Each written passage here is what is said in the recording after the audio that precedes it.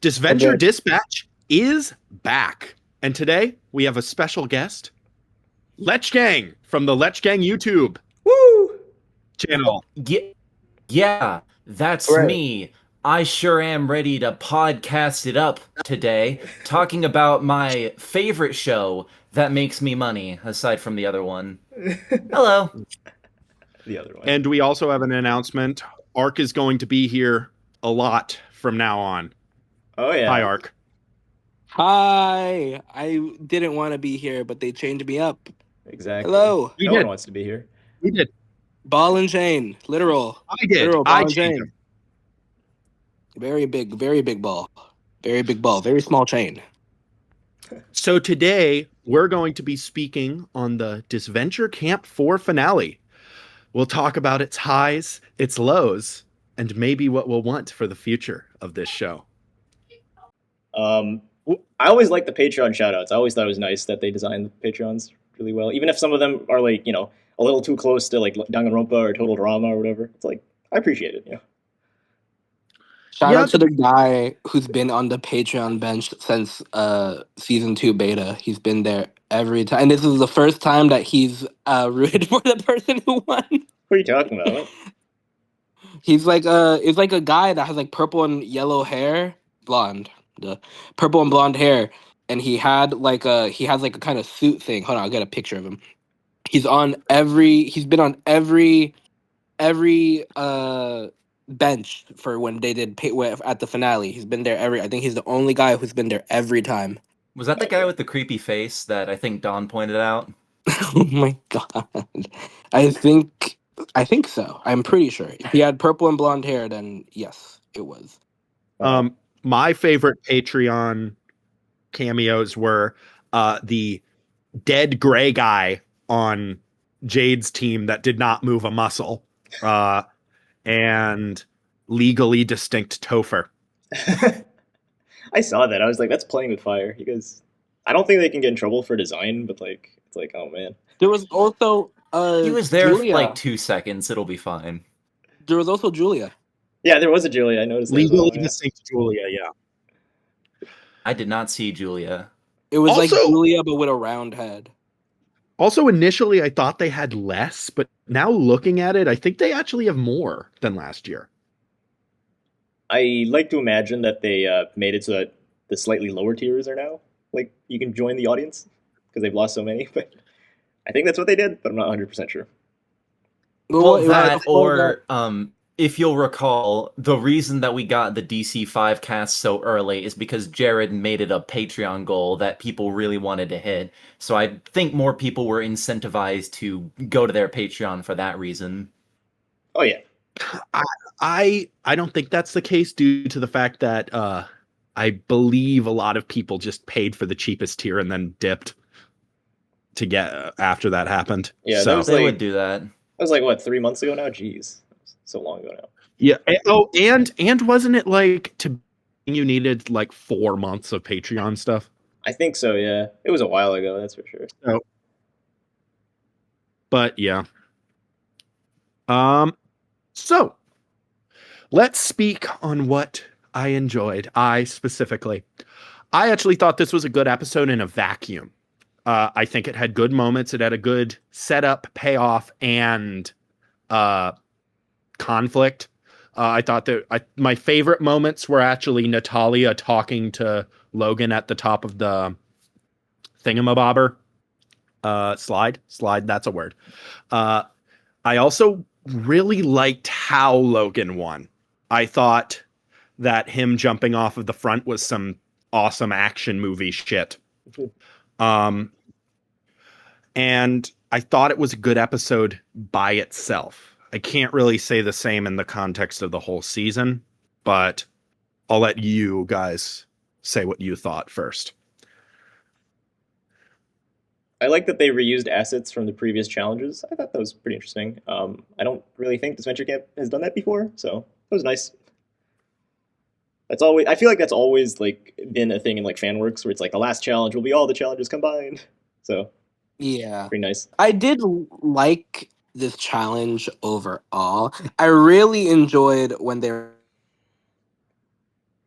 I really enjoyed when they were telling the story about the like why the carnival shut down. I like that they brought up like all the like had the images of like everything happening. The kids flying off the roller coaster and everyone drowning and all that. I think it was overall a good challenge. I did enjoy the challenge overall. Yeah, it's cute. It's better than last episode by a mile.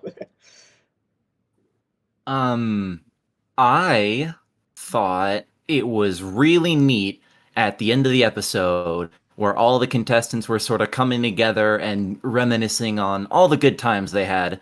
Also, Trinji kissed, which was nice. I did enjoy that. Aside from that, I mean, yeah, the challenge was all right. I did like how they went back to some of the previous challenges to make one for the finale. I mean, a lot of fan series do tend to do that, but I like the way this one went about it. It was nice. For a final challenge, you really can't go wrong with that setup. I think the animation looked good, like it always does. But granted, I'm not like familiar with art at all, so anything that looks like even remotely anatomically correct is like magic to me. So I really can't say too much on that. But no, objectively, that was a pretty solid episode from a technical standpoint. Not perfect, obviously, but we'll get into that a little bit. I think I'm very impressed by a lot of the aspects of this episode. Now it's time for the time you've all been waiting for. We're really stretching on some of these. God. But I mean, that's fine. That's fine. What we didn't like. It's time. Oh, boy. So, it's time. So I'll go from beginning to end. My only major in-episode, well, I have two major in-episode critiques. My first major in-episode critique is the fact that Logan and Jade immediately make up. Literally immediately. Yeah. Whether or not you liked the previous episode, it set up a very large conflict between Jade and Logan that I thought they were going to follow through on. Logan cried, Logan whined, Logan moaned. And whether or not you found that justified, it was supposed to set up I assume it was supposed to set up a conflict. But then they're like, yeah, I forgive you. Yeah. Really? Yeah, the entire time I didn't like the conflict last episode purely because I was like, it feels really just kind of forced. But when the conflict was made, I was like, okay, it's a made conflict. I was expecting that it would play a larger part during the finale. And it somewhat did with Logan's fear of water, but I thought Jade would play a much bigger part of that, where she would be the one to like help him through it, just because I felt like that made more sense for what it was. For it to end within like like under 10 minutes of the Not even. Not Two even. minutes. It was like the second scene. 2 minutes.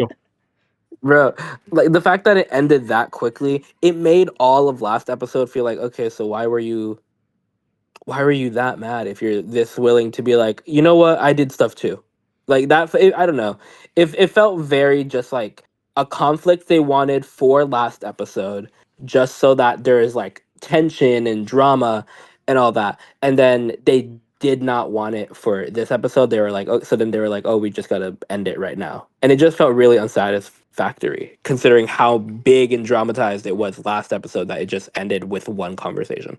Yeah, like, I don't mind forgiveness and all that stuff. Like, I think that in the real world, it's good to forgive people and all that. But in the context of like a show with stakes, you probably want to save this for after the finale, like after the finish line is crossed. Maybe Logan will be like, "Hey, look, Jade, I'm sorry," blah blah blah blah blah. Like, save it for at least the challenge so that there can be some stakes, right?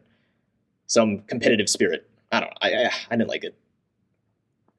It is so obvious to me, like looking back at episode 25, that they just forgot that whole thing between Jade and Logan. And I imagine it was a case of they were thinking like, okay, we need Jade and Logan to be mad at each other. Oh yeah, right. She left him to drown that one time. and it occurs to me, like seeing both of these episodes back to back, it's clear that they wanted Logan to be mad at Jade for an episode, and then they wanted him to not be mad at her in the next episode. So they stopped and started that plot line so quickly that it feels very unnatural because they just wanted the characters to be in the headspace that they wanted to do the story that they wanted to tell. And it is so jarring. I'm really surprised that no one stepped in to stop that. Because it makes no sense to me personally. I have to imagine at some point they just stopped caring about that because it's the finale. We're almost done anyway. We can hand wave this. That's how I feel about it anyway. I would like to clarify something to the audience of this video. When we were saying that Logan was getting too mad at Jade last episode, we weren't trying to glaze the fuck out of her. We were basically confused why Logan was specifically mad at Jade. And he deserved to be mad at him. But it felt like a drummed up conflict to create conflict between the two. And this new episode kind of affirmed that. Mm-hmm. Yeah. And not to, and this is unrelated to it's kind of related to the Jade and Logan stuff, and kind of backtrack a bit. I also had an issue with Anastasia's scene right before Logan and Jade's like scene. Because her scene in Marissa, I don't know. I never felt. I get that Anastasia is like self-conscious about the fact that she's only known for her beauty and only known for modeling, and that after the show or after the modeling ends and all that, like what are people going to remember her for? And then Marissa said stuff about like, oh, they're going to remember your photography and your camera. I never felt like they did enough with the photography aspect of Anastasia, and I think it would have been really cool if Anastasia taking a photo of something or someone was used in some way, especially like last episode where she brought up the like blackmail, or she like basically blackmailed uh Jade in like, or not, it wasn't blackmail, but that she brought up the situation with Jade and Logan. Like, I don't know, there a situation where she used her camera and to advance her game some way, shape, or form. I feel like could have been nice for that, especially considering the fact that it's never brought up. And then also her stuff about feeling like she's only known for her looks, that's never really like something that is expressed to her through anybody else in the show. I know they do like the whole like brains brawn beauty thing with her a lot, but I don't think anyone in the show actually viewed her as just a pretty face. Like they knew she was a threat. Like they knew that she was like a fierce diva, strong diva, you know? Yeah. Yeah. And I mean, like, she did last a long time, like 25 episodes. I'm thinking, I mean, she didn't win, of course, but I was like, she'd be proud Not of that. a single person. Not a single person in this whole season underestimated her due to her looks. Yet she constantly moaned about it, which is fine. That's a core part of her character. But not a single person actually gave her shit for being a pretty woman. Ted low-key should have been sexist to her. I'm gonna say it. That would have, I think, made things make a lot more sense. I mean, what also would have made more sense if she was an actually good strategist, because that would have sold the angle a lot better. Yeah. But because she's not, I just get to that scene in episode 25 where Logan's like, "Oh, you're beauty, brains, and brawn," and I think to myself, yeah, she might be one of those.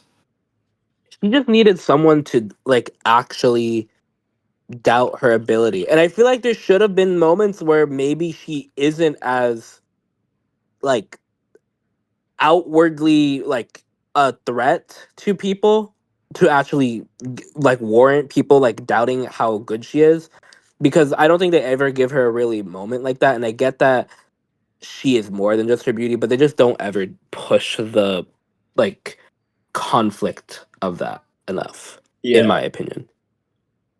Like, if someone actually doubted her. Yeah, I don't know. I feel like the season was so afraid to have like any major like conflict. I don't know. A lot of times it just feels very safe. They all, yeah. it's also just hard to take the scene seriously, knowing that she does come back next season. So it's like I can't really feel bad for you because you're gonna have another chance at and jumping the gun a little bit, but that's what it felt like. If like the ending felt a little lackluster when they were like announcing like you guys are gonna all come back, since we already know the four who are coming back, and we can touch upon that later on. But like I was a certain someone like react to that, and I'm like that felt really sad. It's not a It's nice really sad. tease. It's not a nice tease. Yeah, honestly, like that probably would have been a lot more positively viewed if they just saved the announcement for DC5 like here. But nah, they I don't know. They had Really announced it, I needed guess. those Patreon monies. Yeah, they're desperate. I what did y'all think of Logan's little crash out, where it's like he's his biggest critic and all that stuff? Oh my Uh, fucking! What do you Oh, think of I didn't ask if I could swear. I guess I swore you can anyway. swear. You can My swear. bad. well, I said Oh, fuck thank like goodness. 8 times. Oh, sorry, I didn't pay attention to that, I guess. Um, Logan Bell and his crash out over the water. Um, I personally don't think that Logan has the right to complain about anything in his life because the world fucking bends to his whims. And I get what they were going for. It's like, oh, Logan's afraid of water now because of he almost drowned. You should totally feel bad for him and want him to win. I'm just here like, I get the idea. It's not inherently bad on paper. You kind of can't make that work without first making us want to root for Logan. And you can't do that because he spent pretty much the entire competition being a whiny, selfish brat. It's basically what they did to Jake in All Stars, except with Jake, they at least had the self awareness to know that people didn't like him. With Logan, it doesn't feel that way. It feels very strongly to me like they expected Logan to be as popular with the contestants and probably the writers as oh, that's my train of thought. But they wanted him to be popular, and he wasn't. And I think that distinction and that difference in how the writers view him and how the fans view him really messed up his character. And that scene especially, because I think most people were just annoyed by that scene because they were annoyed with Logan. I like that scene. Like I said, in a vacuum, I thought it was kind of cute by itself. But if I were to watch that, knowing nothing else about the season, I would assume that Logan actually deserved to have that season. That fucking scene. But knowing that he didn't made it so bad. It made it seem so undeserved. Yeah. And that's just how I feel about the whole episode in general. Good but undeserved. Yeah, tragically, you can't divorce any of the context of the season prior to this episode because the context is incredibly important for everything in this episode. I think my because I thought the initial thing, if he was just to like complain about like I'm scared of water during that scene, I think I would have been more fine with it. I think it was the fact of him being like I fail at everything I do, and I don't know. After a season of Logan being able to betray allies left and right, do awful game moves all the time and face zero repercussion and forgiven by literally everyone. Hearing him complain about like, oh, poor me not able to win something. Also, as a bronze medalist, and with from what he seems to say, a very supportive family, it's just kind of like irritating. And I will say, I am glad that that scene, Natalia slapped him and like was like, you need to like shut the fuck up and just do it. But I don't know. Hearing Logan complain when it feels like he doesn't really go through much hardship felt, it just, I don't Yeah. know. It just felt kind of like an eye roll. I mean, personally, I didn't like the slap. I feel like and this is just real life context. If someone's having a crash out, probably shouldn't slap them. But Don't slap that's just him, me. yeah. That's just that's just real world context. what I noticed about this season is that there's just a lot of person versus the self conflict, man versus self or whatever. Yeah. That's like the storytelling technique. And I don't really think it works in this show just because there's so many characters. It's like you want to have a visual representation of that person's grief. Like if Anastasia was challenged by like Ted, for example, then that's good, right? You have someone representing that self-consciousness, right? But like Logan versus the water, it's like that's not a character. Water is not a character, I guess. Water is my favorite DC5 character. Like if there Or was DC4 someone Probably the character. best villain this show has ever had. like I don't know. What do y'all think of like the person versus the self sort of like conflicts? I don't think it works. Person first. Like in a show with like less characters, if there's like 3 characters in the show, then fine.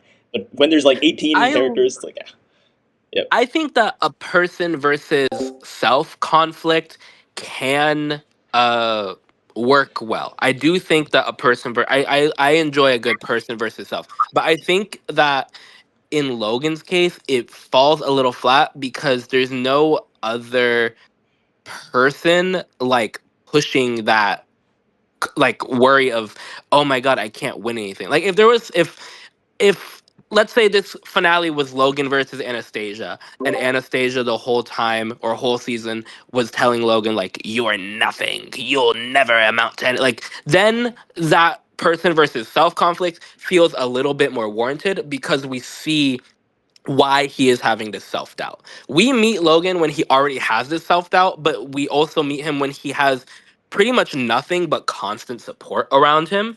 And he talks about how his family constantly supports him. And so it gets to the point where it's like, why is there. I don't feel like I can feel bad for you for the self doubt that you have because in my eyes, I'm like, I don't really see how you are even at this point, I guess. You know? yeah. I can understand why you would want to write a cast this way, because on paper, I think when crafting a character, it's like, oh, I'm going to give this character this backstory, and I'm going to go into detail about how they process that in the series. The thing about that, and why I think it doesn't work in Disventure Camp, is because when you get to the final 4, for example, like, Hannah's biggest enemy is her dead mom. Anastasia's biggest enemy is her own self-doubt. Jade's biggest enemy is her self-doubt, and same with Logan. Those are like intangible things, and for a lot of them those issues persist before the show even happened. So how am I as a viewer meant to engage with this character arc and with this struggle if this is the character? This is something that happened before the season, and all the interesting parts of that aren't in the show. Like, we don't ever meet Hannah's mom. We don't get to see Anastasia being run out of Russia.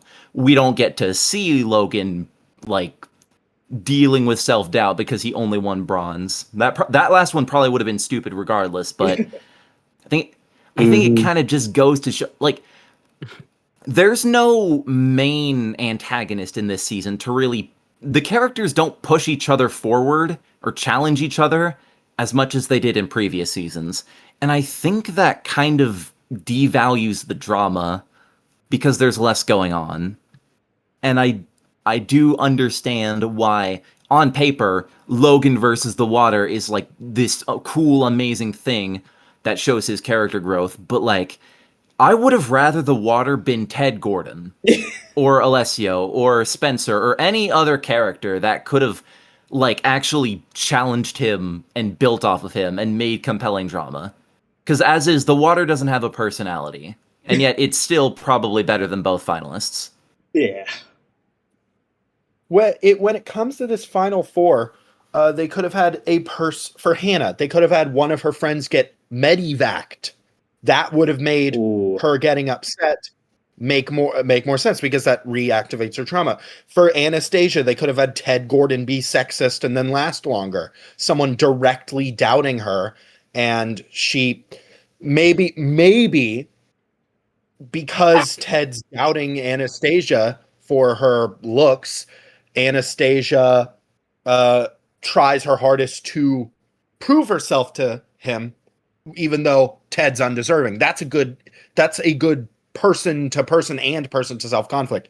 For Logan, if like there was someone who basically challenged him more with his fears, Or if he made, what if he, with this bronze medal thing, what if he got third place consistently in this season and someone makes fun of him for it? Someone needles him for it.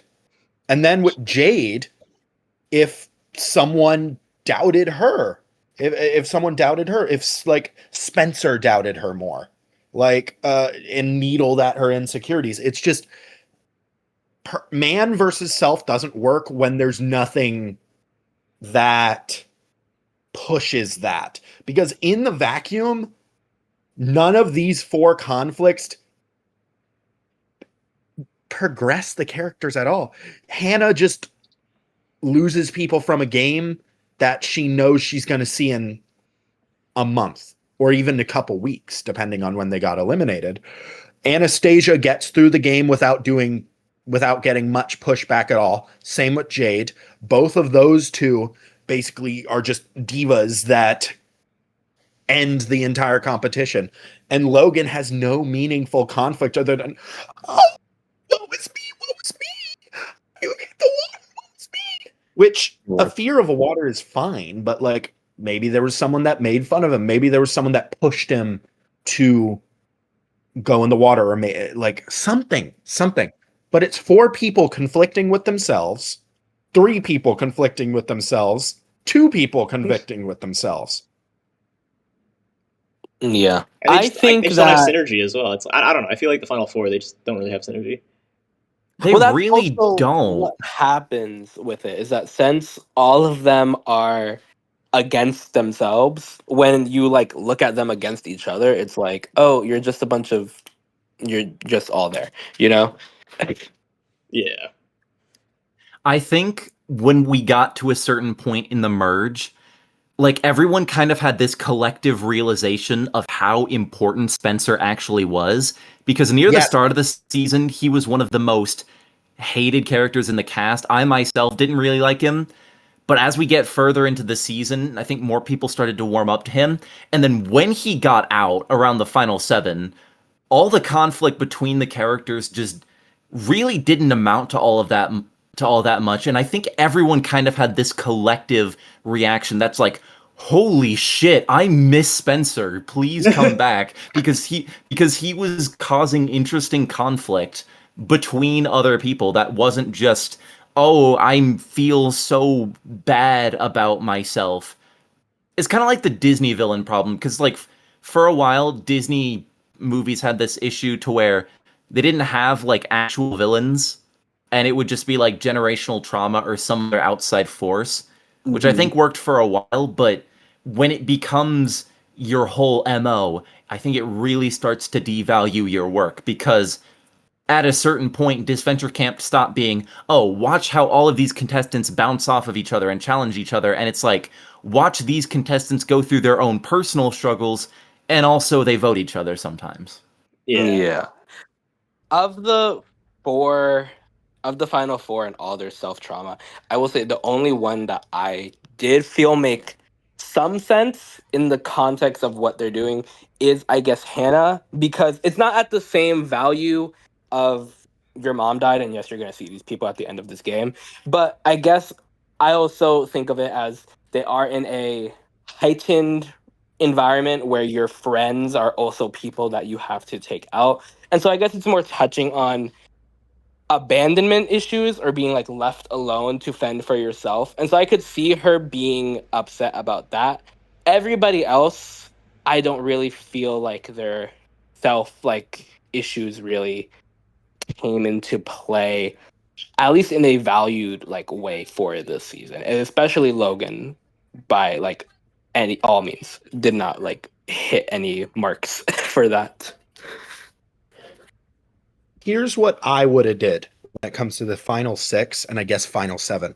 My final 7 would be Amelie, Spencer, Ted, Logan, Hannah, Anastasia, and Jade. So the reason I mention Amelie specifically is I think she should get grievously injured and medevaced. The reason I say that is because that would provide a direct hit to Hannah. Much more than just, oh, a friend is leaving. And I think someone like Spencer or Ted could fuck with her about this. And that would give her more of an actual drive to continue. I'm not sure the specifics. Second, Spencer X Logan is gone. Out. And I would make Spencer Logan's antagonist. I would have Spencer be more schmarmy. I would have Spencer make fun of him. I'd have him be like an ass. Spencer would also be the antagonist in Jade's story, but with Jade's story, she's trying to prove herself to Spencer, who's being this smarmy dickhead and thinks he's so much better, and basically convince Jade that, yeah.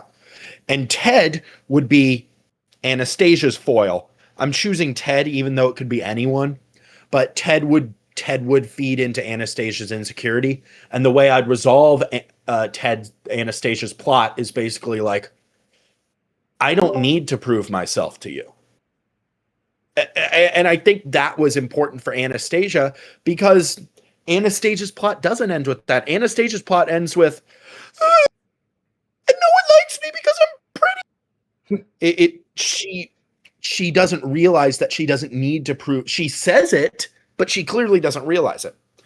And Logan's plot with Spencer would basically be Spencer antagonizing Logan and causing Logan to spiral, which would make Logan freaking out more deserved. I don't know. I'm just spitballing here. Do you guys like my idea? Yeah, it's pretty good. I mean, you really can't make anything more sauceless than what we have, so I think by default it's an improvement. But I do like these ideas. I think Amelie getting medevaced for the sake of Hannah gives her an actual reason to be so distraught at someone leaving the game, because won't lie, the way it was kind of portrayed in the series, it kind of looked like she was going crazy over nothing. Because it's like, you will see these people again in a matter of weeks, Hannah. You gotta calm down. We didn't talk about this when we reviewed episode 24, Dawn, but I really did not like how when she gets voted out, she's like, oh, it's okay, I'll see you guys, and, I'll see you guys tomorrow. And it's like, where was this arc? I thought there was a storyline here. There's, like, no storyline, Yeah, I forgot about that too. Yeah, she just got over her upset about people getting removed, as if that wasn't the entire point of her character. But I think whatever. she felt it was supposed to be like she feels relieved now that she doesn't have to be in the environment. But I don't know. They have stuff like that where it's not clear to the audience at first, and then it gets explained in like a tweet later on, and then Yeah. everyone's like, "Oh, okay, yeah." And I feel like it wouldn't have been as much of a problem if they didn't hammer in like all these scenes where Hannah is being super melodramatic, like over like her mom, like with scenes with Amelie and with Logan.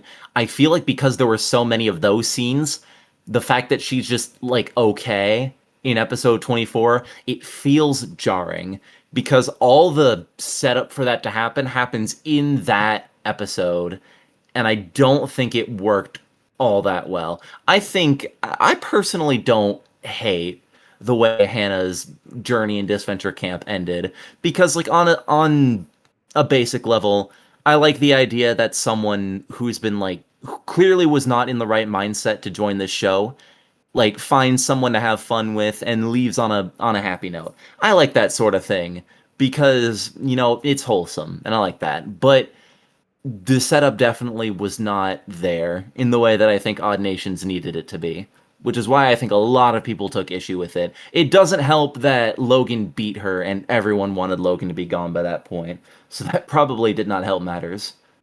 Yeah. yeah. What's the next part of the actual episode? Because Well, we have the actual challenge, and that goes into.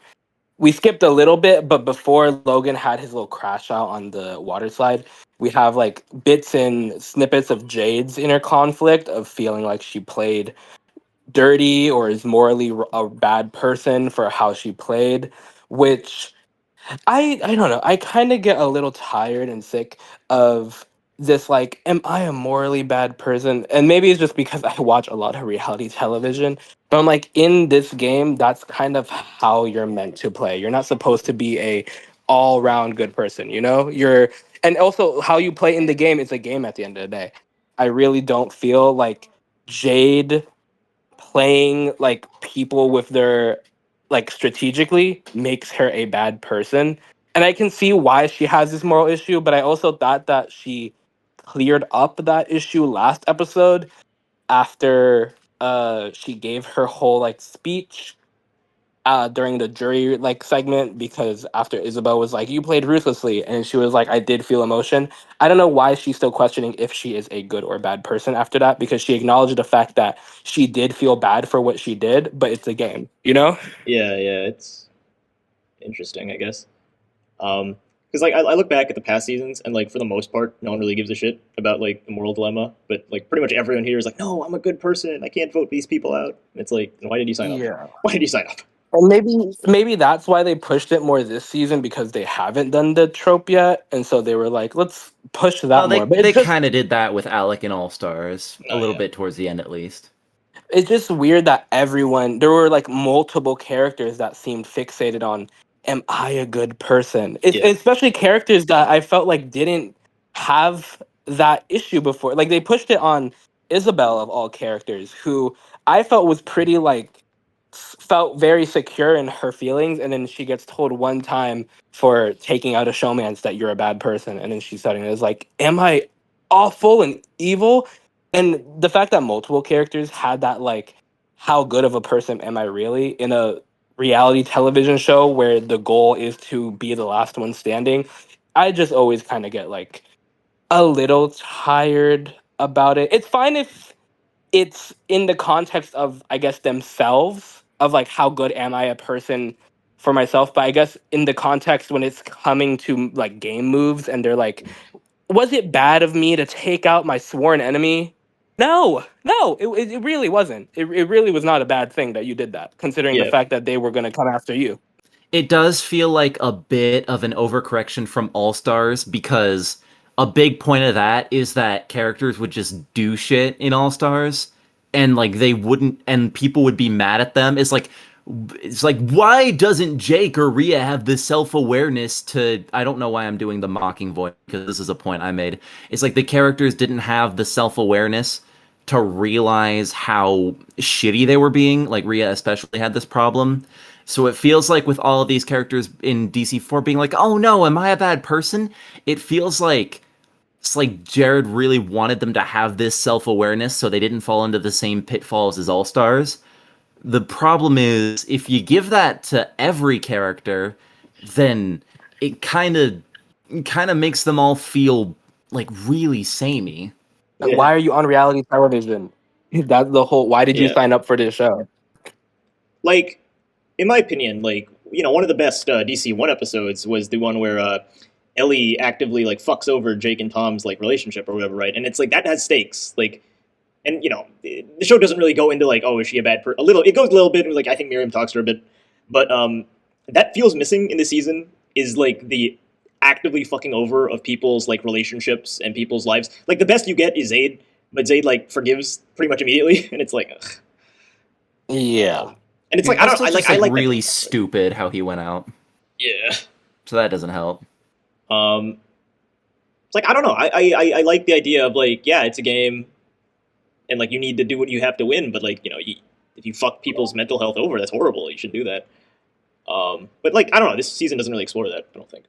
Like The Jade never does anything like that. That's like pushing past the guy. I guess by, oh my god, and I hate it. I guess by morally wrong that she did the worst thing by quote unquote leaving Logan to drown, and but Logan doesn't even care about that. Logan's like, oh, I do bad stuff too. So then why are you feeling so morally questioned about yourself now when all the other moves that you've done have just been strategic gameplay? yeah, You ever think about how that like big scene where she asks Isabel if she's a bad person? That's like Jade's last big scene in the season. I feel like a scene like that should have been like right after she let Logan drown.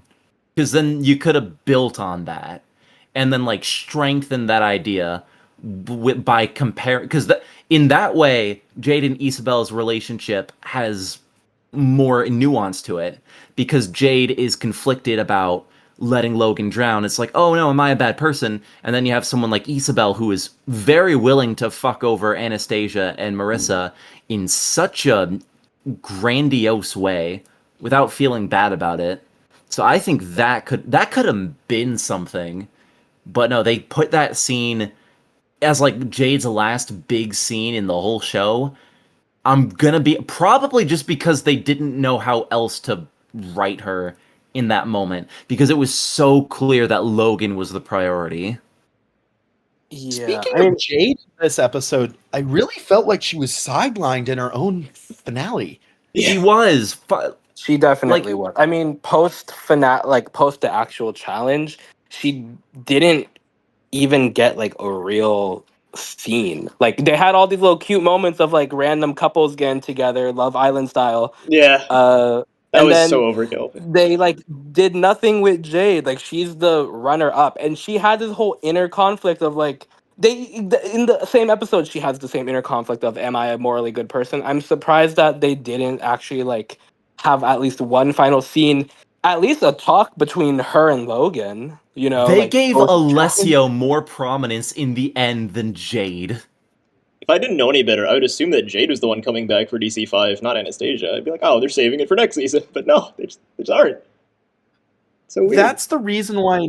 I mean, obviously, I don't like either of them, and obviously, I think Jade is a better pick than Logan. But I never really liked Jade as a winner. She didn't really have a major plot. They've blackloaded it big time, but it's like she got all her development off screen, and that's a really big disservice to Jade's character because I think Jade was a really good character. I think she was a really good character, but they always sidelined her for all this other pissing matches that were in this season. Oh, I love Yowie. Like she got sidelined for Yowie a lot. She got Thank sidelined God for for that. Thank God for that.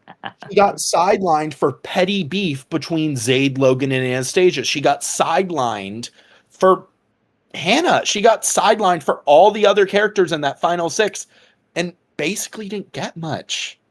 That's why I thought she was going to herself. win. I was surprised. That's why Ark and I I was thought we were just so going to I win. was I was so bro when the whole I literally even up to the point where he crossed the line. I was like, oh, Jade won because I thought that he didn't cross the line with his dummy, and that's what they were setting up, and that what was gonna happen was Jade was gonna win. She was gonna feel bad about winning because she's like, did I deserve to win from a moral aspect? And then Logan was gonna be like, Jade, girl, you're my girl. Jade, you ate that up, Jade. It's a game at the end of the day. And hey, I got better than bronze, so what can I complain about? You know?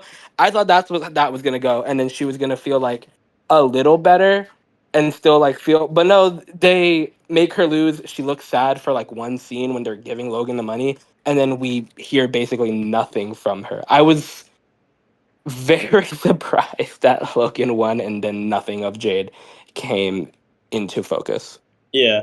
I wonder if it's because they already used it with the challenge with Isabel. They were like, oh, that's her main interaction. Now what? But then why didn't they save that for why wouldn't they save that for post like challenge? Like that felt so it also did the thing where I hate, and this is just a small thing, but I always hate whenever they're doing a challenge where they have to like keep moving or have like some kind of like urgency and then they stop to talk and vent and talk about their feelings. I get so annoyed. Why can't they do talking and walking at the same time? Yeah. Why can't they do that? So like it's Oh, What did they do to Isabel this episode? She is just all over the place.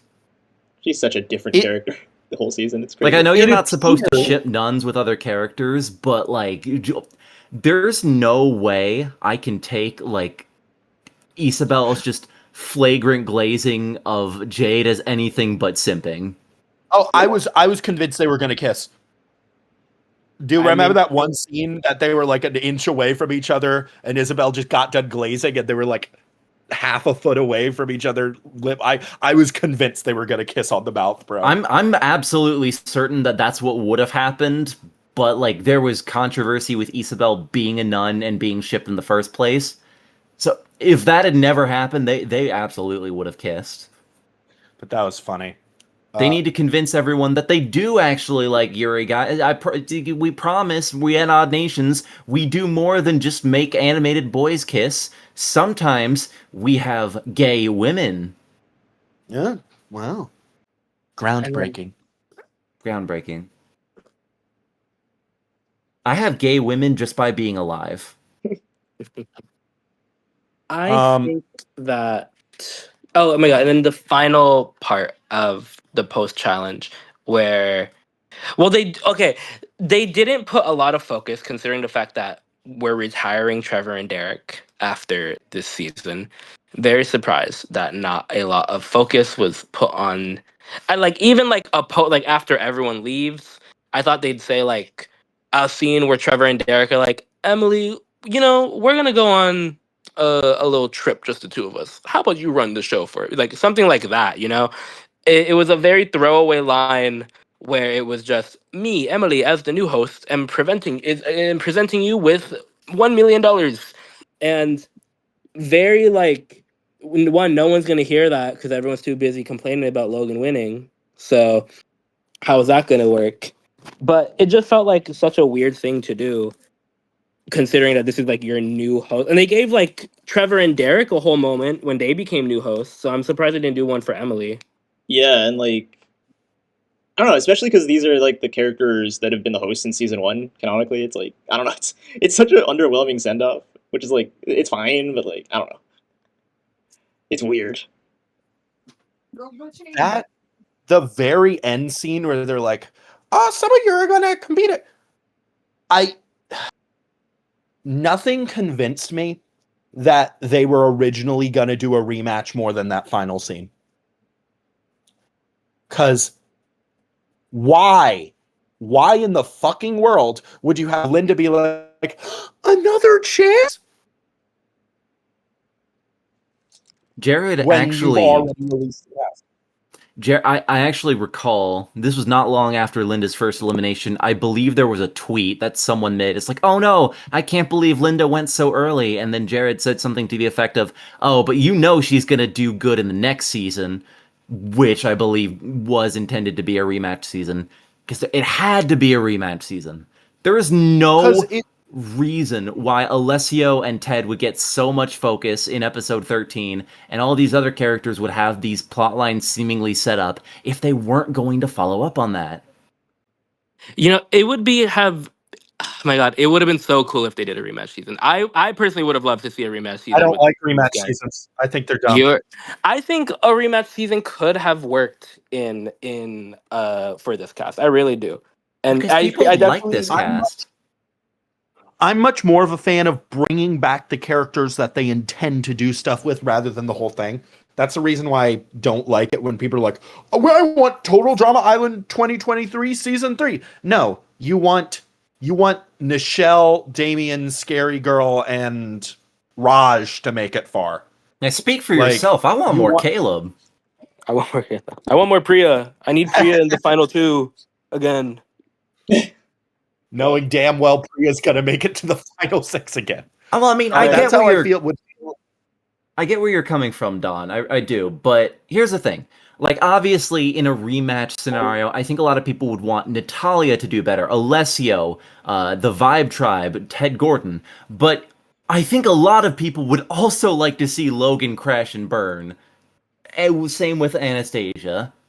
Just because I think people want to see them kind of get their dues in some way. And they really can't get that now, considering the season's over and Logan won.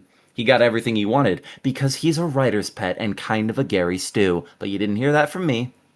My only gripe on a rematch season happening would be that they overuse a lot of characters. I mean, it's apparent by the fact that we are gonna get season 5 of Disventure Camp, and some of the cast members in season 5 have been on the show 3 seasons. So they've been on more than half of the seasons that are being produced. And so I feel like that's my only gripe. If they did a rematch season, we'd see 2 seasons of these characters, and then they'd probably do another season that brings people back from this season, which would mean that they'd have a third season going, and I would worry if that would overuse them, and I'd feel like kind of tired of seeing like Spencer 3 seasons in a row. But also, I guess in this context, I feel like it would work better considering the fact that they are up against the exact same people. So there's no new relationships needing to be formed. It's kind of like, okay, we saw what you guys can do in the first round. Let's go again. And I feel like that could work for this cast, considering how like, especially how much they gave Logan. Logan has a lot of relationships that could come back to bite him in the ass in a rematch season and be like, you know what, you're getting pre-merge, especially because you won. No, I think No, think there's- because they all love him. That's true. Everyone loves him. I think there's a lot that you could do by taking a cast and then expanding upon them in future seasons, because Island did this for the first 3 seasons. It was the same cast, and it was mostly building upon previous seasons. I think if the cast is good, you can make that work, and I think Logan notwithstanding, this is a good cast, and I think it would be interesting to see how different characters interact and how certain like plot lines and relationships would develop in another season. Because all things considered, there are a lot of relationships and plot lines in this season that feel either very incomplete or just rushed like at the end just to kind of connect all those lines together. And it really does feel to me like there's something missing that a second season or a rematch season would have been able to, if not solve entirely, at least help somewhat. I just really think this finale ended the season with a wet fart. Yeah, because Logan and Jade were the final two. You can't make that interesting. They're both ass. Yeah. Jade could have been an interesting final two. Jade could have. Jade could have been an could have been a interesting final two very if they interesting- bothered to give her a goddamn personality beyond, oh, I love marine life and strategy, and then she picks up a turtle, which is not a thing you do. I feel Their like lack of Don. I feel like every character could have been interesting if you write them well. Like I don't know. Yeah, Okay, I any think that character. Jade had Ian the. I Gleason's think that in there. I think that Jade have the pieces to, like, technically any character could be written well. I think Jade had the pieces, even in this season, to actually be a character with like an interesting arc, but they That's you. didn't really do. That's me. But they didn't really do anything with that. I mean, what Lechgang said a little bit earlier. If let's say after the whole drowning situation initially, Jade talked to Isabel about like, oh, I feel I won the challenge, but I feel bad because I let Logan be down there. And Isabel's like, whatever. You know, like if she was like that and she was like, girl, it's the game. And then throughout the season after that, in the merge phase, we have little instances where Jade does go to Logan, but it's never in like stated why she's doing it. If like those moments where Jade is helping Logan overcome his fear, she has like confessionals where she's like, I feel guilty about what I did to Logan, and so I want to help him. And then that makes the moment with Anastasia like revealing to Logan before Jade could reveal to Logan that she caused that, or not caused, but she didn't help.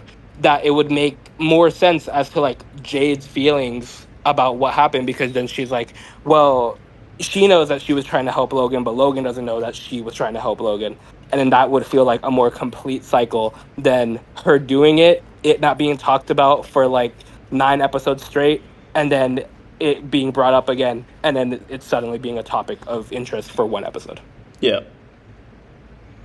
Gosh. Odd. This season. It's just odd. It's Odd odd. Nations.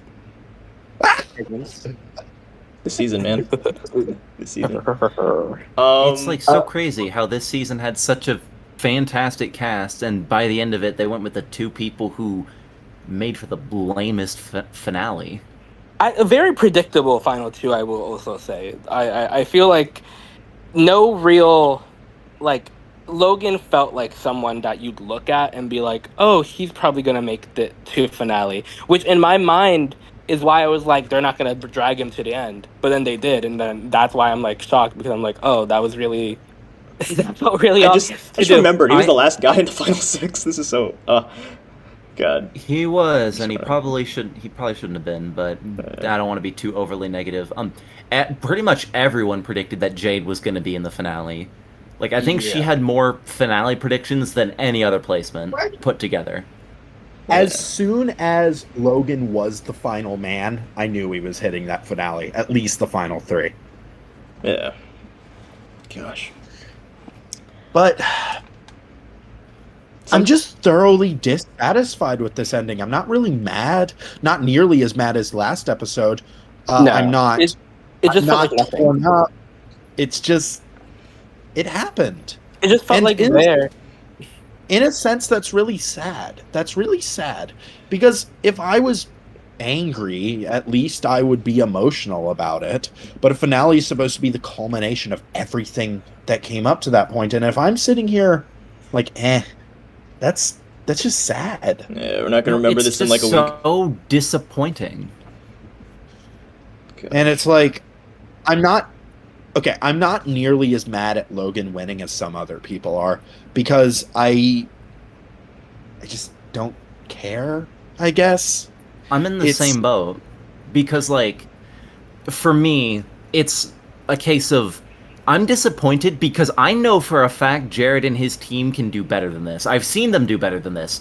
They were really cooking at the start of the season, I felt like. But for it to end like this, it's just... I mean, like, I can say that it's better than what they did in All-Stars, but, like, at least with All-Stars, I can monetize my hatred for that season. Like, what do any of us do with this? Like, there's a select few people who do like Logan, and those people are probably happy, but for everyone else, it's like, it's just so lame. Well, I think Oh, It didn't feel like a solution is finale. It that just felt like a normal episode that just so happened to be the end of the It season. really yeah. did. I think the solution is we make a My Way video on YouTube and then we show what we do. I think that's the DC4, solution. 10 years later. Yeah. Because at least with All Stars, it elicit an emotion out of me. It elicit anger, but at least it elicits something. I'm just sitting here. It left off with a wet fart. Yeah. It was upsetting in the moment, but after they go to the toilet to get cleaned up, what's there left? Yeah. I'm gonna be honest, like after Logan winning, it just felt like damage control. Like everything else just felt like damage control to me. I don't know. Well, after Logan winning, it felt like I don't know, everything after Logan winning felt kind of like add-on. Like it felt like stuff that could have been just like bonus content because no shade, I don't really gaff about all these couples getting together and being happy because I already know they're going to be together and be happy. Like why did I need to see Jade and Ivy have a moment where they're like, maybe we'll break up. JK. Like, I get that it's like a real moment, and I understand that Zayd had moments in like his like elimination podcast where he talked about it, but it felt just kind of. It didn't feel like it had enough like Build focus for me. Build up for me to really care, especially during the season because they had no like moments where they actually felt like they knew that this relationship could possibly not last. They just felt really happy the whole time.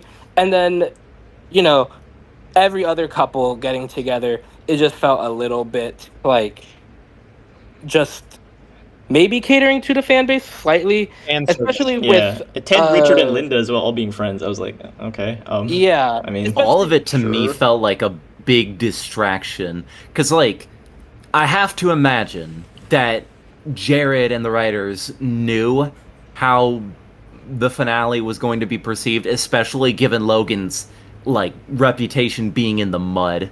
yeah. I think Tringy was put there as like a distraction to make people forget about how angry they were. It's like, oh yeah, Logan won, and you don't like that. Oh look, Tringy, they're gonna kiss. You want that to happen, right? That's the most popular couple. Please don't look at Logan with all this money if you don't want to. Yeah, I could see that. And you know, I'm not mad. look at that. I'm Look at mad. the chat. Look at that image. What? Oh my Look at the image. That is what it is. Can you paste Yeah, JPEG? I'm Can you not paste that image No. in the video If I for remember, sure. like a moment? during Lexi talk. Yes. That would be. That's funny. I like that. What I will say, very briefly, is that the Ivy and Yes. Zayd thing, like, even though it didn't really amount to anything, just the fact that it was like 20 seconds of like an actual conflict made me feel alive again. I was like, wow, an actual I conflict did like that. for the 20 I just seconds it wish that happened. there I was. like Here's the thing, I'm not mad yes.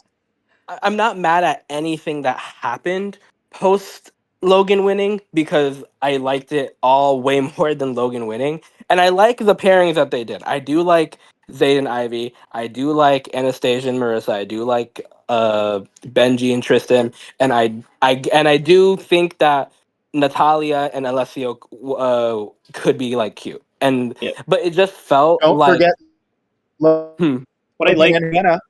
oh, Logan. Don't forget Logan and I Hannah. really That did was not like teased that. That was at the end. so, I really did not like that. Logan and Hannah. But I Peanut butter did. and sandwiches can you I buy? I was like, please, I you have would. Hannah who's like, she's not in a couple. Please, let's keep that. I like that.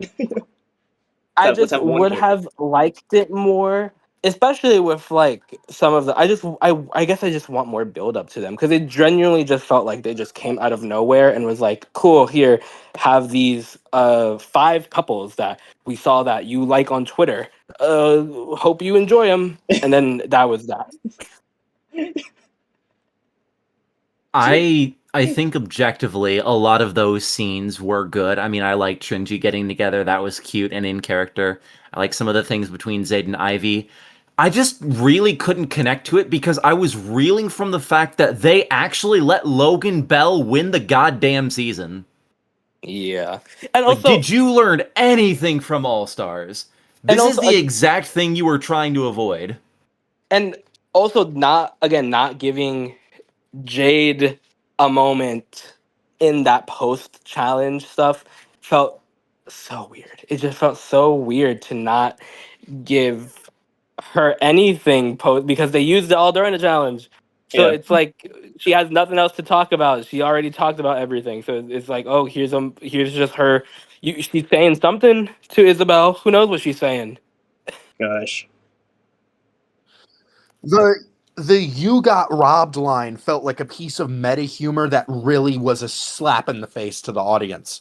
Similarly to Emily saying like, "This ain't Emily whatever's friendship camp." Shut the fuck up! Shut up! Yes, it You has know been. we're upset about this. You don't have to insult us. It's been the friendship camp the whole season, pretty much the whole season. It's been friendship. I Camp. I It's been like this forgive season everyone. for the Camp. most part, but the writing in a lot of instances feels so like they're so insecure about what they're trying to write. So like it's kind of like that one thing Marvel movies will do whenever like they have an emotional moment but they're afraid of showing feelings because I don't want to be made fun of. So that's how you get moments like, well, that just happened. This kind of feels a little bit like that Yeah, because they're just so like not confident in what they want to write and how the fandom will perceive it. I think like because it's clear they were clearly very proud of All Stars. So to see the not very good reception to that season, I think that like really like messed them up for a little while. Rock And their now they're like confidence. really worried to do something like that again. Because like this season, it just because they were clearly confident in All Stars, despite even though they probably shouldn't have been, and they just like they're just so not confident in so well. I say that, and they let Logan win, so clearly they were confident in that. I'm just like, what I would give to be a fly on the wall or in the server when Jared and the writers were discussing everything about this season, because I think there are so many conversations that I would just love to pick apart and figure out why they chose to do what they do and the reasoning behind all of these decisions. That is more interesting than the finale itself. Yeah. I don't know. I don't know. I want to be pause. I do. Like, okay, it seems like I'm massively a hater, but which I am. But that's not me being a hater for the sake of hating. I pick apart things that I'm interested in. If I'm not picking something apart, you know you've done something wrong. But it's I don't know. I feel I feel sad. I feel sad. That's something that I followed for almost a year. Over that a I year. watched every episode minus for over a year. Over a year. It's something I followed for over a year. I watched all the episodes of End like this. It's just sad. Yeah, we're not seeing I these just don't characters for a long see time, all- other than the 4 that are in DC5. And they think, and the characters think that they're going to be seen again. Oh, that scene where they were like, "We're going to see some of you," and Linda goes, "Another chance." Oh, why you do that to her? Why'd you gotta do that to her? I Why'd you have They to make her really- seem like a fool? obviously I wish the best for ONC, but I really can see DC5 being like the final season if if they keep on bleeding Oh, it fans is. like this. They're they're I cooked. think- They're actually, Jpeg, have you seen Twitter after the episode? Do you know what people were doing in response to Logan winning? No, what was happening? What happened? People were like canceling their patron subscriptions left. They lost Obviously, yeah. Jakelope. They lost a Jakelope lot of fucking left patrons. the season, and then so many people followed after. And Jakelope is like 20% of their budget, basically, with how dedicated they are. And Jakelope's probably going to come back for Tom Jake, but like people were Logan winning legitimately is costing ONC money. There's a think non-zero chance that Logan was makes them go embarrassing. bankrupt. I think that, and my hope is that they look at the fan criticism, considering that this is a product that they are giving to other people and not just themselves. That I think that they should look at fan criticism, and you're not required to take it all in. You're not required to agree with all of it. But if you want to give a product that fans are receptive to, I feel like it's important to look at what they are actually saying and take the time to try and understand where they are coming from rather than kind of taking it all and grouping it all as you guys don't get it, you guys are haters. That's kind of where I feel like they should do. And I think they could do that, and I hope that they do that with I don't know if they're going to be able to do it with DC5. I don't know how far into writing process they are, but if they're able to do it with DC5, that would be great. And if they have another season after DC5, I know they could for sure take the criticism from this season and implement it in a DC6. And I hope the best for it, I really do. But if they don't do that, I do worry about how satisfying a finale could be, considering these past two help kind of 3 seasons, if you look at season 1 as season 1 and season 2 as season 2. 2, 3, 4 all kind of ending in a way where they kind of left fans being like, I'm not that happy about this. Yeah. I think Jared Logan. would Logan, really help. benefit if he I think Jared doesn't realize that most of the people he's writing for are not like him and do not share a lot of his opinions. In a lot of cases, it feels like he's writing a season for himself, basically, which is not the worst thing in the world.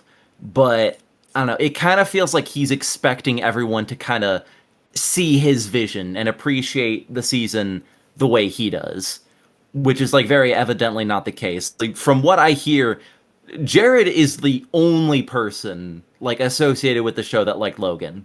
Yeah. That someone posted the tweet in chat. Jakelope said something about the fact that none of the VAs liked Logan. The writers didn't like Logan. Apparently, no one on staff except Jared actually liked Logan's character. Yeah. And yet so I can only imagine the reason why he won is because Jared really pushed for that to happen. He clearly really, really likes Logan. Jared pushed as if he's not in charge. He pushed for it. He did it. He just did it. I think that just shows a really big disconnect between what Jared thinks his fans want and what they actually want. Well, I think what happens is that sometimes, and I can't speak for Jared. I don't know Jared like that. So if, feel free to make corrections or whatever. I'm fine with that. But it feels, based off reception on social media, that when something is not enjoyed, it's getting interpreted as, oh, you didn't understand it. And that's not the case majority of the time. Sometimes I think that people are able to understand something and at the end of the day still be, yeah, that didn't translate, that wasn't good. And I think that's where the misconception and miscommunication is going at, is that fans are saying we don't like this, and it's getting interpreted as, oh, well, you didn't understand Ria's character. Oh, you didn't understand how some characters need to be sidelines for other characters to get more spotlight. And it's God, like, no, we're not a misunderstanding. We're upset that you're doing this. That's what it is. We're not confused about what you are doing. We are upset that it is happening. I hate that line of logic so much because people on Twitter accuse me of that shit all the time. It's like, oh, Lechgang clearly doesn't understand what they were trying to do here. And it's like, no, I understand exactly what they were trying to do. I just think it sucks. And it's like, you gotta, it's like, I think people have this mentality. It's like they have this desire to defend their favorite thing in the show, and it's like, oh, you don't like my favorite character? That must be because you don't understand them. Because if you did understand them the way I do, you would like them, because my opinion is correct. And that is entirely how DC Twitter operates, and it's a nightmare. I'm doing a bit, and I'm just sad. Also, what's the MVP and LVP? We just Most say valuable fav- player, least valuable player. Yeah. That's what we did in the old podcast. Fuck, I'm stupid. Are we taking? Are we I doing it in would like to context go- of like actual gameplay, or in context Just of like- like what they brought to the season? Just like writing or whatever you want. Really, it can be whatever you want. Okay. I would like to say least valuable player is Anastasia, not Logan somehow. Anastasia did nothing. She just was mad and fucked with the story a lot. I'm like, I know someone else is going to say Logan, but I didn't like Anastasia because I feel like it was just Logan, but with less sauce. I mean, that's how I felt like about a lot of the finalists, but that's not the point. Anastasia got no comeuppance for her actions, just like Logan. Didn't really do much, just like Logan. Well, at least Logan did more. And she just thoroughly pissed me off. Thoroughly. Most valuable player, Isabel. Yeah, Isabel. I liked her. She was cool. I have no comments for her other than I feel like her glazing Jade is a mouthpiece for the writers. Yeah. But yeah. Jpeg, what do you think? I'm gonna piggyback off you, LVP, Anastasia. Not because I like Logan or anything. It's just I feel like Logan is like easier to criticize. Anastasia, you have to pull out a lot of essays, I guess. If you want to criticize, does that make sense? Like, if it's like Logan, am I right? Like everyone gets it. Everyone gets it. Anastasia's like, I don't know. There's a lot of stuff that I don't like about her character. Yeah, and she's also coming back. Like Logan, at least he's never coming back, right? Yeah. MVP. Wait for all winners. MVP. I'm gonna be really boring. I'm just gonna say like Ivy. I think she's great. I think she enhanced the pre-merge. I think she's like flawed, but also they're somewhat self-aware, at least a little bit. So yeah, let's go with Ivy. It was either Ivy or Linda, but I think I like Ivy better. So yeah. Arc. All right. I think that for MVP, I would agree. I think that I'd give it to Isabel. I think that throughout the whole season, she played a very key part in like gameplay moves and strategic moves. Very entertaining too. She was someone who was able to balance both being strategic and playing the game while also just being fun to watch, having moments that made me laugh and all that. And so I would say that Isabel is my MVP. I would love to see her back again. LVP, I'd give it to either Anastasia because of how much they set up for her and I think potential that she could have had, and they just failed to really like do a lot with her that didn't feel shallow and didn't feel like just nothing pretty much. And then if not Anastasia, low key Jade for similar reasons of him feeling so underutilized at top 7. Like I really am disappointed with, and I love Jade as a character. I just am really sad about how much he didn't do and how far he got from how far much he didn't do. And that's my thoughts. Yeah, that's fair. I didn't even think about Zayd like that, but I actually do agree. He did nothing, it died. And I liked him. I liked him. I liked him. Okay, What do you think? my turn. My turn. Least valuable player. Honestly, take your pick of the finalists. I think Logan's contributions to the season are the worst of any character, and I think he actively brought down the quality of the season at times. But, like, what does Jade even do? Like, is there anything Jade offers to the season that someone else can't do better? I'm not sure that there is.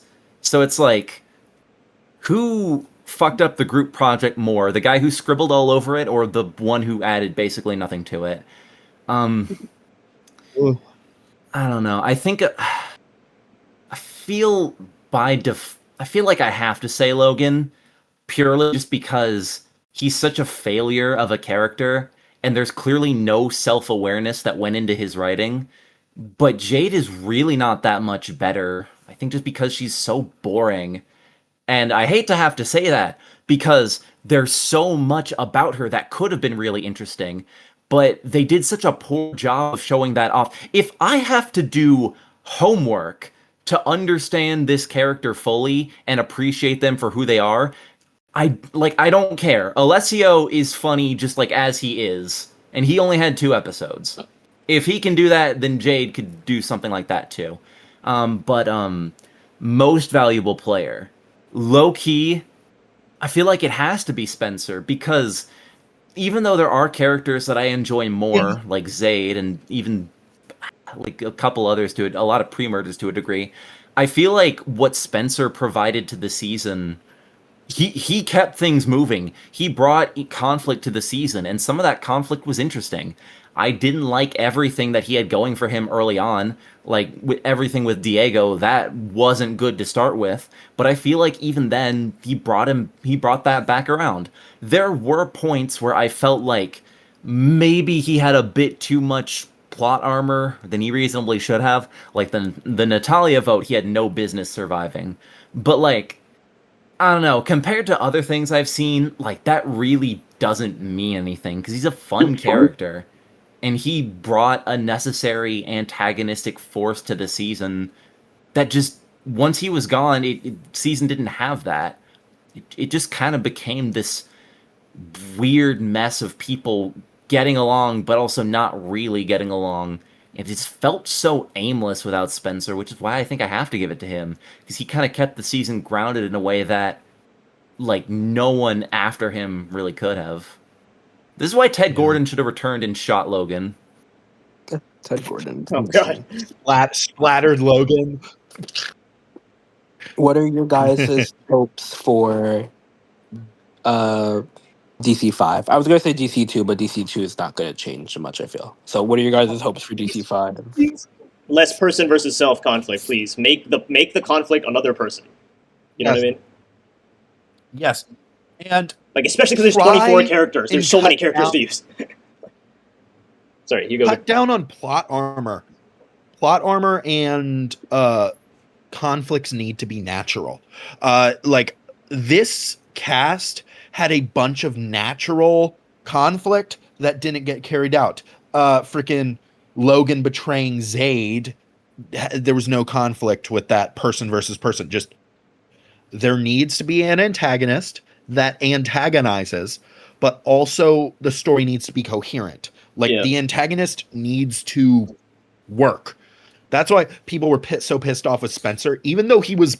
I actually agree with Lex. He is probably the MVP from that standpoint because he kept the season interesting. Once he was gone, what was there left? Yeah. What was there left? I mean, Don, to your point, I mean, I think that the problem with plot armor in this genre is that, like, it's kind of unavoidable, but you can make it more natural, right? Because by nature of the challenges, someone will have to win immunity, and more often than not, it's going to be the person they're voting for, right? Just to start some drama. But you're right, you can make it a lot more natural. Right? And I think plot armor is a very subjective thing because really it's up to the individual person's like willingness to suspend their disbelief. It's like you can like watch a character fall off a cliff and survive and think to yourself, "Okay, I could have seen a scenario where that could happen." And it's like not plot armor. Yes. Really plot I think the Disventure Camp community throws around that term a lot.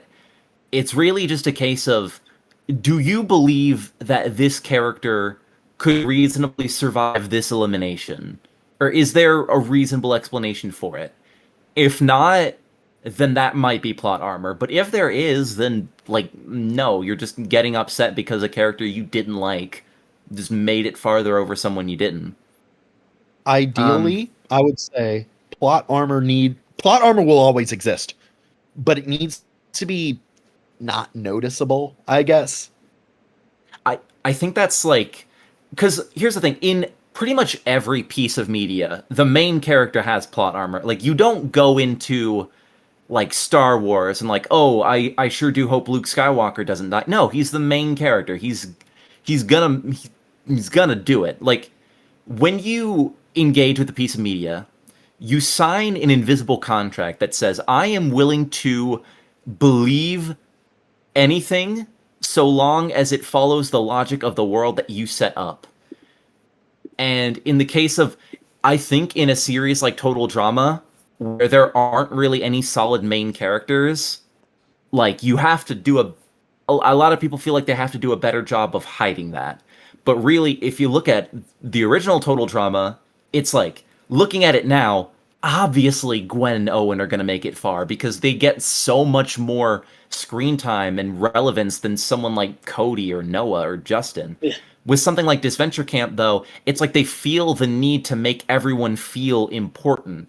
But what you actually end up doing when you do that is you split focus too many ways, so it makes it really hard to make satisfying eliminations.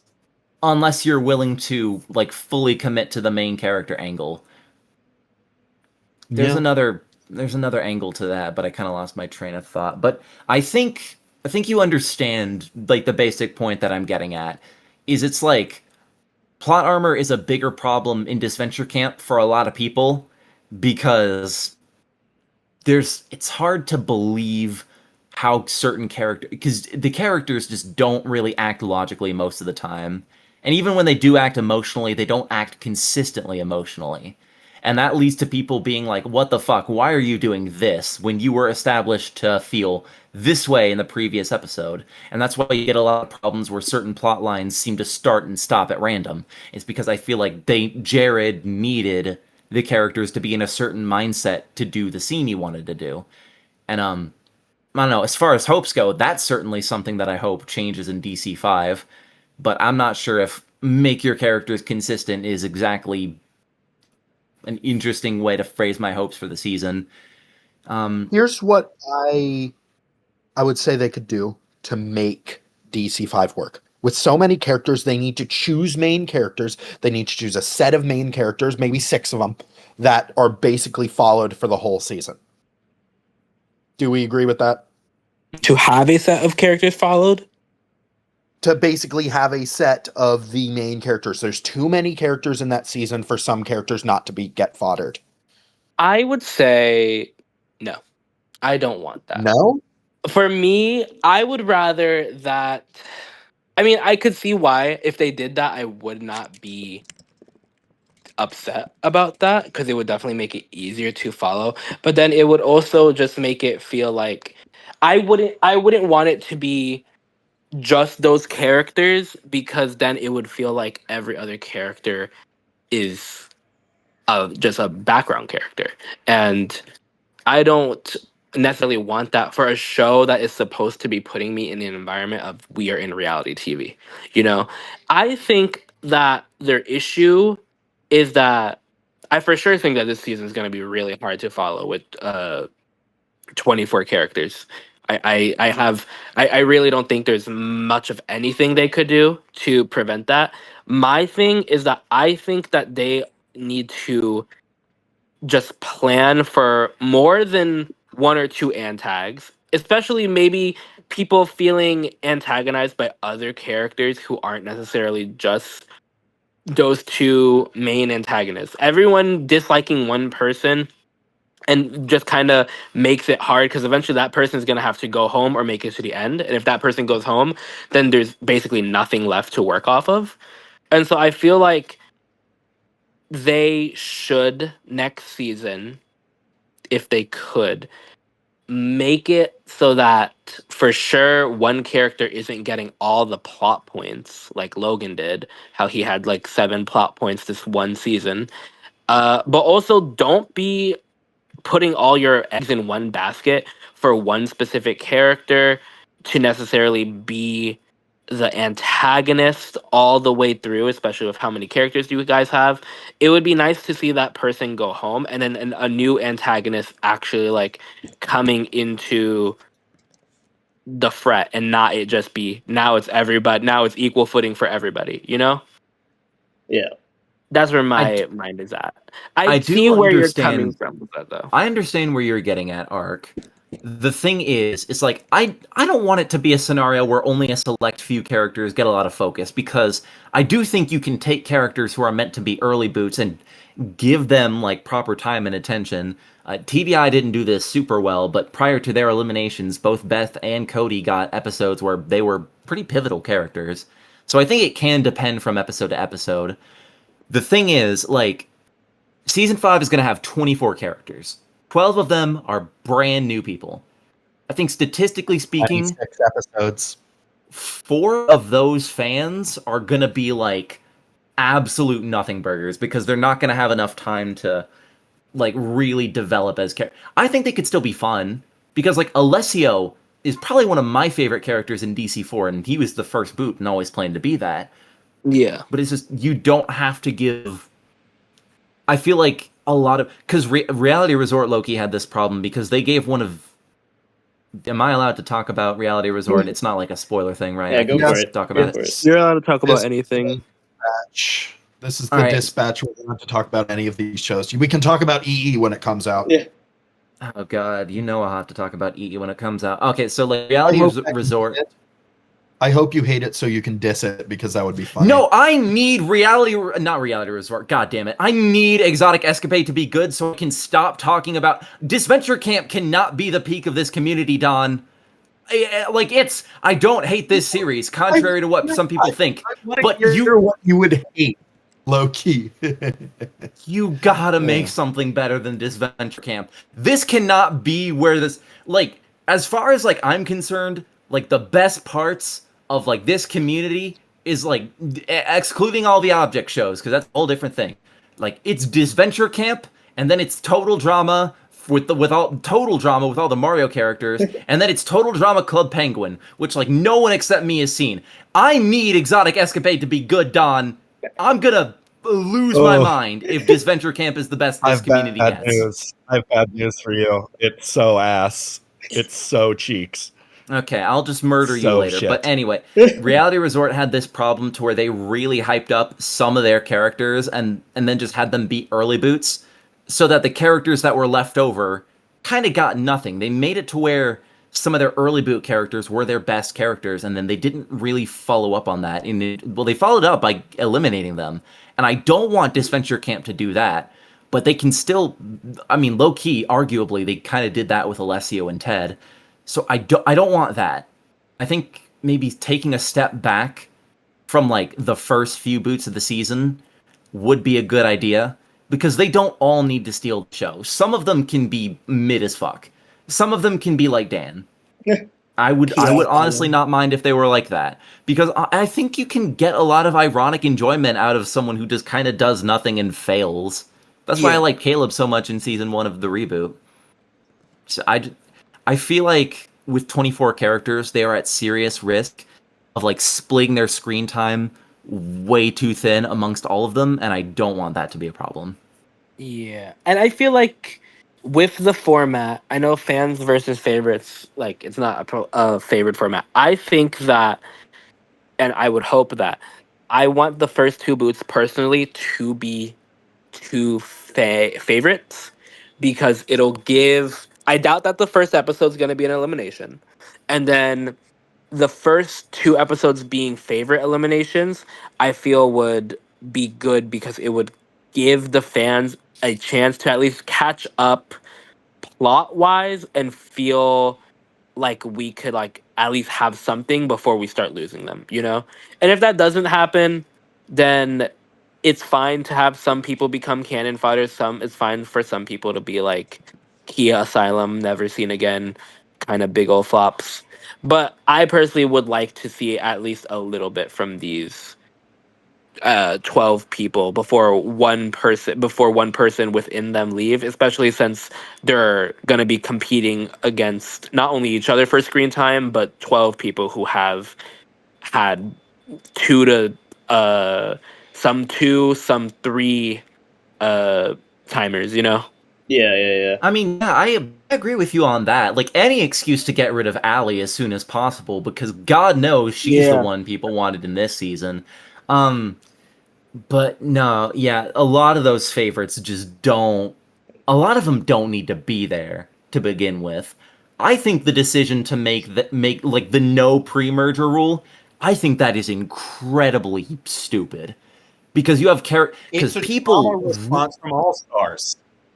no, because people really want characters like Nick and Lil back. And then you have, like, the most popular character from season 4. Objectively, I've looked at the role reacts. It's Tristan by a long shot. Yeah. Everyone wants Tristan back. So, like, and Tristan's a pre-merger. So the no pre-merger rule for, like, fans versus... I just think that really limits what you can do. And honestly, it reads to me as, like, they made the no pre-merger rule because Jared's favorites are the people who merge. Like, I don't think there's a single pre-merger that Jared likes more a lot of his favorites that did merge. That's why he's like so quick to shit talk Dan whenever Dan got any momentum after season 1. This, like, to me reads as a big excuse for him to not have to put those characters in, so he can put his favorites in. Because, like, look at that favorites cast. That's not the fandom's, but not by a mile. I don't care how many greetings Allie got. No one, They minus didn't know like how to 8 make. people, wanted her over Tess. I'm also just confused on, and I could see it being a trauma response from All Stars. I'm just a little confused on how it is, considering that I don't think people were upset over like Ashley being back or anything like that. You know, I feel like there are people who are, especially with this cast, so much of the entertainment came from pre-juror. So I feel like not or yeah, pre-jury. I was gonna say not pre-jury, but there was a jury this season. But so many came from the pre-jury that I feel like not using them and not like seeing them again, especially Tristan. Hell, even like Linda and Ted. Uh, it just feels like a missed opportunity for sure. Like I would have loved to see Tristan back, especially if they're adding Benji. At least give us something more with that relationship, I guess, outside of cute moments that are here like every other few episodes. I mean, yeah, I doubt Tringy could like make enough money to get its own spin-off, but I think at the moment that's like one of the most popular couples that they've got going on right now. Because there are very few people that have anything negative to say about Tringy. I think you put that into a season, people will watch. More spin-offs about couples. I'm begging. I'm begging. It's okay, Don Smith. Please. We're gonna get you all the No. spin-offs you want. Oh boy. No. It's okay, Don. But It'll be okay. overall, I'd rank this season. Okay, for as much as I didn't like the Sally, I think it is of the 4 seasons my second placer. I think that my order would go DC 1, DC 4, DC 2, All Stars. That's my order of best to worst, in my opinion. I've talked, and my friends vehemently disagree with me, including our guest and Ark. But I felt this season was inferior to All Stars, even though All Stars was cheeks, because I felt actually invested in All Stars. I felt invested. I felt emotions. But DC4 didn't do that to me, even though it had a better cast, which in a sense makes it even more sad because such a good cast went to waste for a wet fart. Yeah. I'm gonna say What do you think, Jpeg? my opinion is I don't know. I don't remember like most of the episodes, so I don't think it's fair for me to rank because I just have zero memory some of the season. So I think no, it's really interesting because I've been speaking to people who are getting into Disventure Camp like very recently after these seasons have been made. And they have the opportunity to binge all of the seasons back to back, and they have like a much better opinion of it than I think a lot of us do. I think like that bi-weekly wait between episodes just like really soured a lot of people because like you wait like 14 days for a new episode and then you get something that like really doesn't jump out at you and like it just kind of feels like this is a show that was made to be binged. So like that bi-weekly wait just really gets to you. Like we get Smiling Friends episodes more recently than that, and that's like one of the most popular shows on Adult Swim. Disventure Camp I feel like has a harder time cultivating that kind of loyalty with its fans. So when new people come and get to binge all of the seasons together. I hope I'm making any degree of sense right now. I'm sorry, it's very late. Oh, yeah, it when new makes sense. fans come together and like I get it. binge all these seasons, it's like they don't have to deal with. We have to like sit with that. We have to sit with like the last episode of Disventure Camp for 2 weeks before we get a new one. And then people who binge the whole thing, they don't have to do that. And I think they view the season a lot better as a result. Me personally, I had to sit down to like watch All Stars again for my rankings video that I made recently. It was like I still did not like it. I thought it was like barely any better than it was the first time. I don't know if I'm ever going to want to rewatch this season because like I enjoyed DC4. I think it is debatably the best season of the bunch. I think it's up there with season 1, then 2, then All Stars is last because that's my enemy. But I don't know. There's like such a difference in quality between the pre-merge part of DC4 and the post-merge. They almost kind of feel like different seasons, and like the pre-merge is really really solid, but then we get to the post-merge and suddenly a lot of those problems from previous seasons they just start to come back. Maybe not as strongly, but I don't know, in a way that's less interesting. Because really, at its worst, DC4 is like not the most interesting season. Like there's so little sauce near the end, which is really unfortunate because I think we started so strongly. And I still like the season. I still like the show. Contrary to what I say sometimes, I enjoy Disventure Camp as a product, not as much as Total Drama. It's never going to be on a level of Total Drama, or even Total Drama Club Penguin, if I'm honest. But I don't know. They were doing so well to start with, and I can't help but be just disappointed by the end of this because I know that they can do some really good writing. And if this is meant to be, because this is the show that keeps the fandom alive when Total Drama isn't doing things, and it's like I think it's almost good enough to live up to that title. But I don't know.